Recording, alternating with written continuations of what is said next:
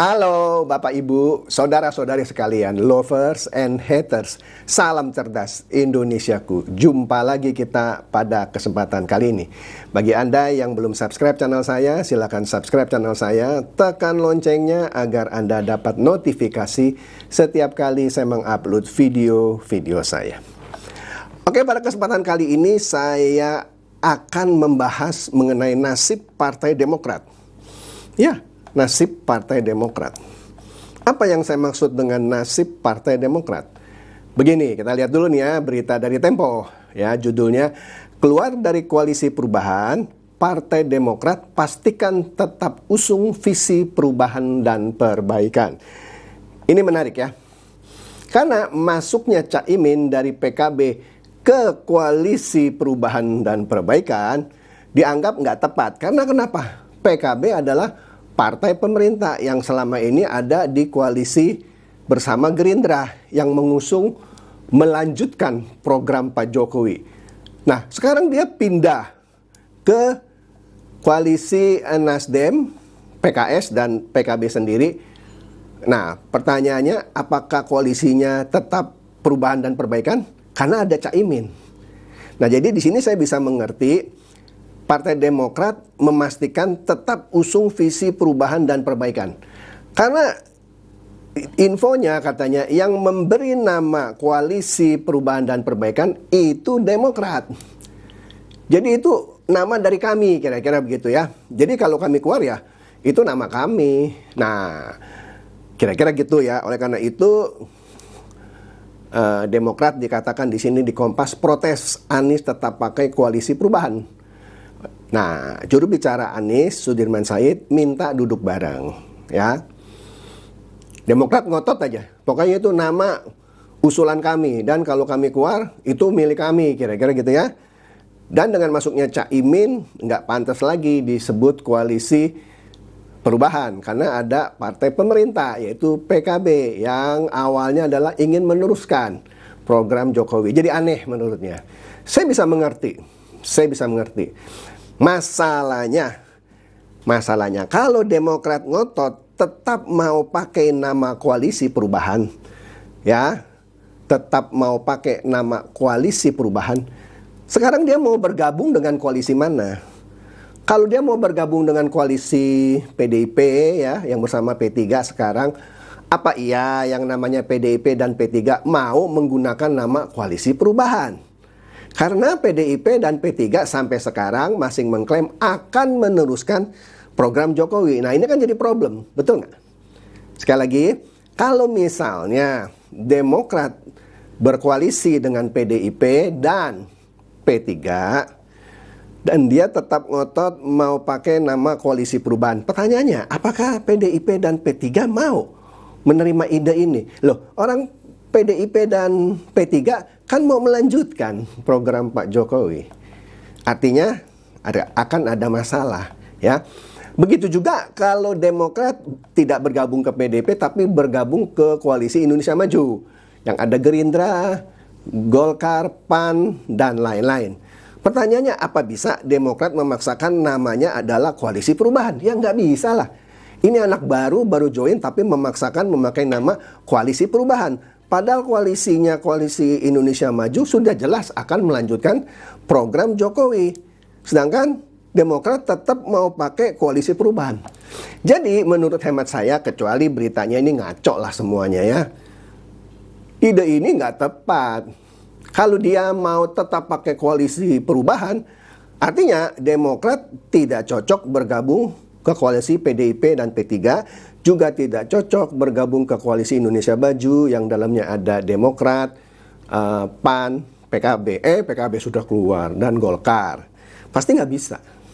Nah, menariknya lagi, kalau Demokrat join dah kita bilang dengan PDIP, kan dia ngotot masih mau ngusung koalisi perubahan. Sedangkan PDIP dan P3 mau melanjutkan program Jokowi. Artinya nanti Demokrat dicap tidak konsisten dong. Katanya mau tetap koalisi perubahan, tapi sekarang nurut sama P3 dan PDIP yang mau meneruskan program Jokowi. Begitu juga kalau dia mau bergabung ke Demokrat yang mau melanjutkan program Jokowi, Tapi dia tetap mau pakai koalisi perubahan. Nggak bisa masuk, coy. Udah mulai nangkap ya poin saya ya. Ini adalah suatu anomali, keanehan. Kalau tetap dipaksakan pakai nama koalisi perubahan. Ya, karena dikatakan dia protes Anies pakai koalisi perubahan. Mungkin maksudnya Anies nggak boleh pakai koalisi perubahan. Dia boleh pakai, boleh enggak. Ya saya nggak tahu deh ya, karena beritanya nggak sampai spesifik.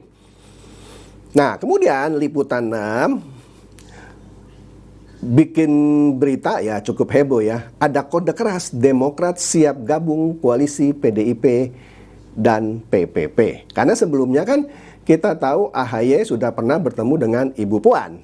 Ya, mesra lah waktu itu. Ya, jadi sepertinya ada kode keras nih, siap gabung dengan koalisi PDIP dan PPP. Pertanyaannya, kalau siap gabung, mau nggak menanggalkan kengototannya tetap memakai nama koalisi perubahan dan perbaikan? Ya nggak bisa lah. Saya yakin PDIP nggak mau didikte. Nangkap ya? Jadi kode keras ini, kita harus lihat dulu. Mungkin ada indikasi, cuma pasti ada syarat dan ketentuan berlaku yang belum dibahas secara detail. Apakah nanti setelah bergabung tetap memakai koalisi perubahan dan perbaikan? Ya. Ada juga analisis yang diturunkan oleh CNN, koalisi kuat PDIP dan Demokrat bisa terjadi jika Megawati dan SBY move on. Betul, ada pertemuan antara Ibu Puan dan AHY beberapa waktu lalu, mesra gitu ya. Tapi Puan atau AHY ujung-ujungnya tidak bisa memutuskan apakah mereka berkoalisi. Dalam hal ini Demokrat dan PDIP, nggak bisa. AHY tetap tergantung majelis tinggi, yaitu Pak SBY. Puan tetap tergantung ketua umum. Mereka boleh mesra-mesraan, foto-foto. Tapi pemegang kata akhir dari sisi PDIP adalah ketua umum, yaitu Ibu Megawati. Sedangkan kalau dari sisi Demokrat adalah ketua majelis tinggi, yaitu Susilo Bambang Yudhoyono. Oke? Nah, di sini dikatakan bisa terjadi jika Megawati dan SBY move on. Maksudnya move on-nya apa ya? Move on-nya apa ya? Gini lah, ini flashback ya. Di tahun 2000 berapa itu ya, 15 tahun, bahkan lebih lu, 20 tahun yang lalu. Ya kan SBY 2 periode, Jokowi 2 periode. 2004 berarti ya, 2004. Menjelang Pilpres di tahun 2004, Ibu Mega katanya bertanya ke Pak SBY, Anda saya dengar-dengar mau bikin partai, mau mencalonkan diri jadi capres? SBY bilang, enggak Bu, enggak. Sedangkan yang lain kayak Yusril Iza Mahendra, jujur, ya saya mau mencalonkan diri jadi capres. JK pun kala itu ditanya, iya saya mau jadi capres. Tapi SBY ketika ditanya, tidak Bu, saya tidak akan mencapreskan diri kira-kira. Ternyata terbentuklah Partai Demokrat dan SBY mencapreskan dirinya dan menang. Nah di situ Ibu Mega katanya, bahkan sampai sekarang, tanda kutip, sakit hati. Ya walaupun bisa lah dinegosiasikan kalau dua-duanya bisa move on. Dalam hal ini PDIP daya tawarnya lebih tinggi ketimbang Demokrat yang kehilangan koalisi sebelumnya. Menurut dugaan saya, Demokrat nggak bisa menekankan syarat-syarat dia kepada PDIP maupun kepada Gerindra nantinya. Ya sudah, dia sudah ditinggalkan, mau nggak mau dia harus menurunkan nilai tawarnya gitu, baik ke koalisi PDIP PPP maupun ke koalisi Indonesia Maju. Nggak bisa dia nego lagi dengan PDIP PPP, tetap dengan terminologi termin-termin atau ketentuan-ketentuan yang dikehendakinya. Nggak mungkin. Begitu juga kalau dia mau berkoalisi dengan Gerindra, nggak mungkin dia mendikte. Ya, nah masalahnya kalau kita lihat di Republik Merdeka Online, nah ini menarik nih. Demokrat tetap tawarkan AHY sebagai capres ke koalisi Ganjar atau Prabowo. Sekali lagi ya, Demokrat tetap tawarkan AHY cawapres ke koalisi Ganjar atau Prabowo. Tapi saya duga kali ini, oke lah kan boleh orang berusaha ya. Demokrat menawarkan AHY sebagai capresnya Ganjar atau sebagai cawapresnya Ganjar atau sebagai cawapresnya Prabowo. Namanya orang usaha, boleh lah. Tapi sebagai anak baru, new kid on the block yang datang terakhir, itu pun karena ada perselisihan di koalisi sebelumnya, Agak janggal menurut saya kalau Demokrat tetap ngotot mau menawarkan AHY sebagai cawapres dan sebagai syarat untuk gabung atau tidak. Kayaknya nggak mungkin. Kalau dia mau menawarkan boleh-boleh saja, kan koalisi akan menentukan, oke, you mau menawarkan diri, oke, nanti kita pertimbangkan. Tapi menurut hemat saya, baik koalisi PDIP dan PPP maupun koalisi Indonesia Maju, kecil kemungkinannya menerima AHY sebagai cawapres. Artinya, dengan koalisi manapun, Demokrat paling-paling hanya kebagian kursi menteri. Kecil lah dapat kursi cawapres. Apalagi baru-baru ini Pak Prabowo bikin seperti press conference dengan Yeni Wahid yang ditenggarai mewakili PBNU, dan Yeni Wahid memuji-muji Pak Prabowo yang dikatakan inilah capres yang disukai oleh Kiai NU. Wah, bahaya tuh. Nah, bisa-bisa Yeni Wahid nih jadi cawapresnya Prabowo sebagai kandidat lah ya menjadi saingannya Erick Thohir. Nah, kita nggak tahu nih apakah Gibran masuk menjadi cawapresnya Prabowo, karena kan keputusan uji material di MK mengenai batas minimum capres dan cawapres belum keluar. Oke, kemungkinan sih katanya ya 50-50 lah. Kita nggak tahu lah ya. Jadi catat di sini ya, Demokrat tetap tawarkan, tapi saya percaya di sini dia menawarkan tapi tidak akan ngotot lagi. Nah, kalau terhadap PDIP ada suasana kebatinan yang sudah 20 tahun di mana Ibu Mega merasa tanda kutip dikhianati oleh SBY. Sehingga ya bukannya tidak mungkin, bisa saja mesra lagi, tapi effortnya panjang.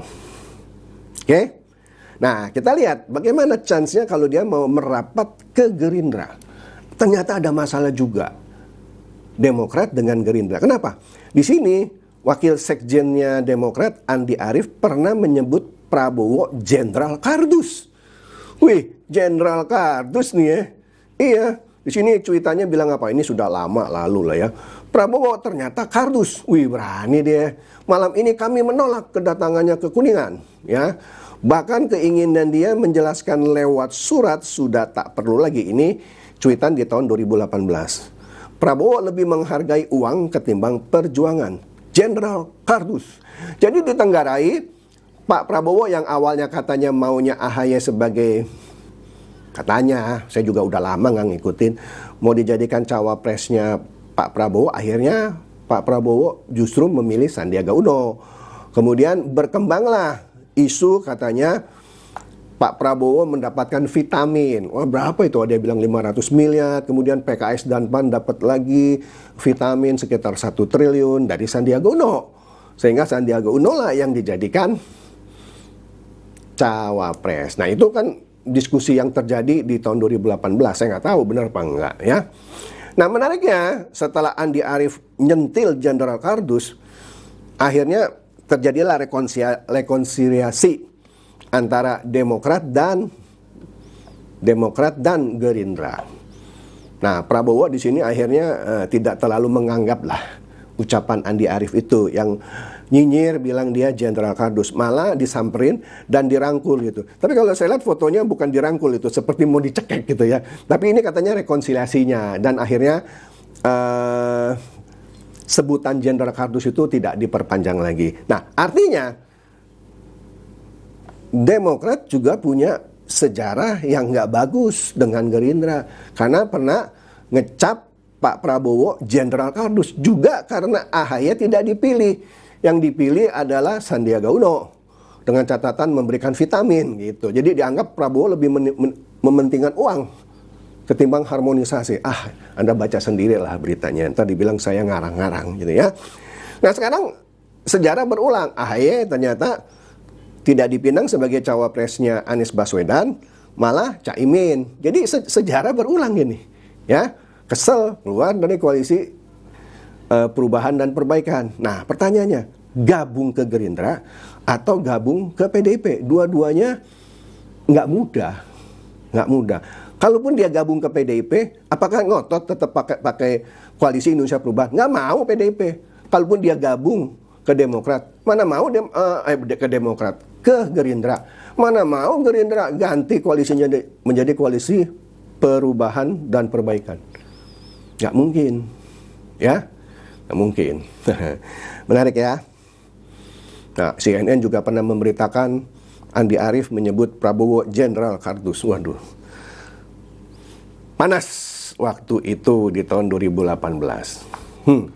Kemudian banyak analis mempertimbangkan, karena SBY dengan terang-terangan bilang ada menteri aktif Pak Jokowi yang tanda kutip kali ya cawe-cawe lah, menghubungi Demokrat, P3 dan PKS untuk membentuk koalisi baru.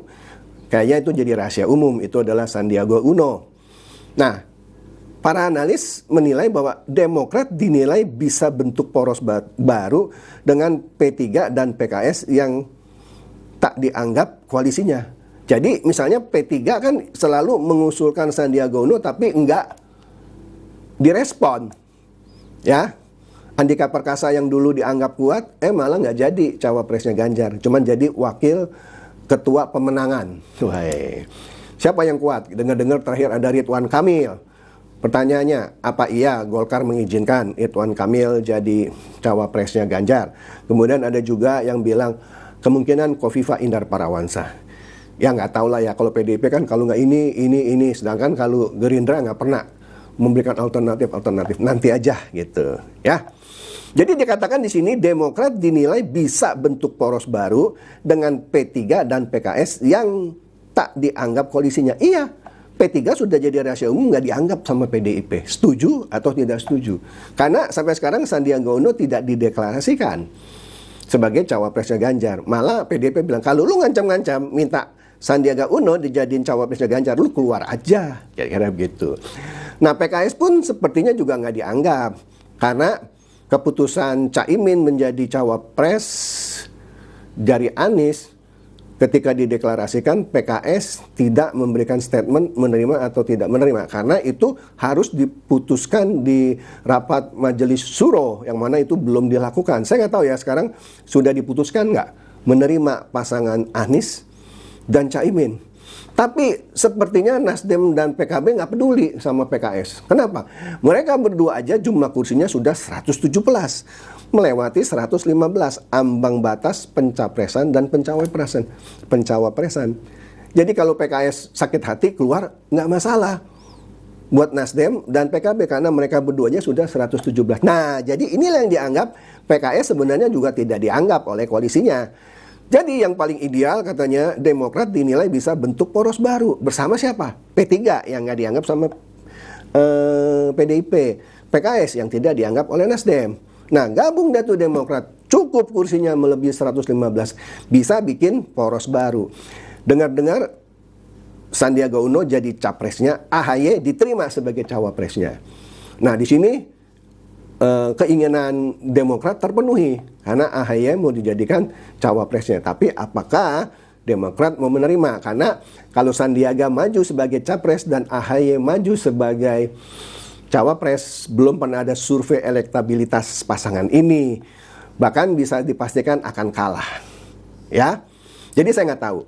Nah, menariknya Demokrat harus bergabung dengan koalisi manapun. Entah itu balik ke koalisi perubahan yang mana nonsen ya, atau bergabung ke PDIP, atau bergabung ke Gerindra, atau membuat poros baru. Kalau tidak, dia ke sini tidak, ke situ tidak, bikin poros baru juga tidak, kan dia jadi jomblo gitu ya, nggak boleh. Ternyata di Undang-Undang Pemilu, kalau di tahun ini partai itu jomblo, tidak bergabung dengan koalisi manapun, maka di pemilu tahun depan partai itu tidak boleh ikut lagi. Nah, bahaya nih. Artinya di sini Demokrat sepertinya nggak ada pilihan. Harus menelan harga diri menurut saya.